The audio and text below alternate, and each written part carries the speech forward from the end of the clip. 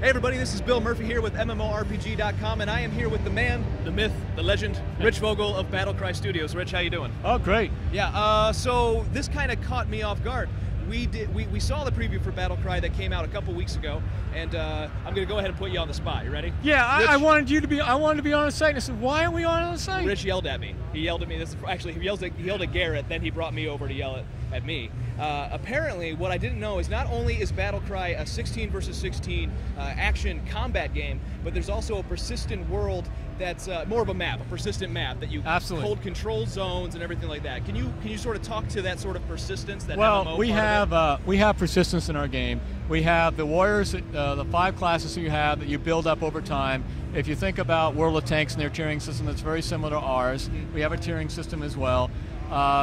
And you build that over time, you get more abilities, more cool equipment, and the other thing is there is a meta game. We really don't want to talk a lot about it, but it is about map control at the end of the day.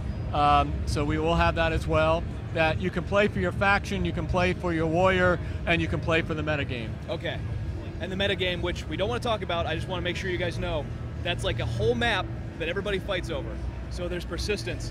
And yes, Rich, I'm going to pleasantly tell you now, we will be listing the game now. Awesome. That's all I needed to hear Good. was that it actually had that sort of MMO side of things. But let's go ahead, and for people who maybe on our site weren't really following Battlecry for maybe the same reasons, what is it all about right now? What can you tell us about So Battlecry? basically about Battlecry is we are a game, we wanted to make it visceral and very intimate combat. So what we used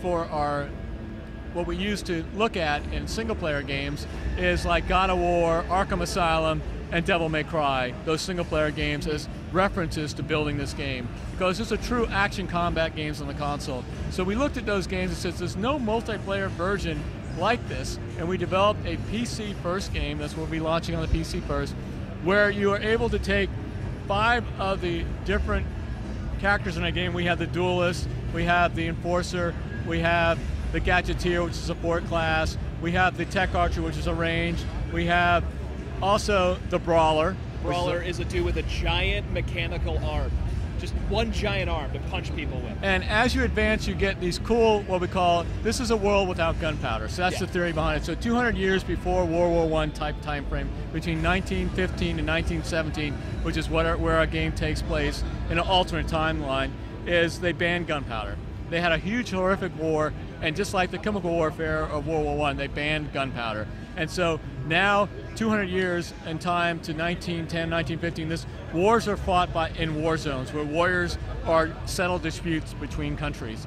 And these warriors have this pan-sophic technology that allows, for example, a huge sword to turn into a shield, and other weapons to have electrical magnetic force and things like that. So it's really cool ideas, and as you advance, your weapons get better, your abilities together.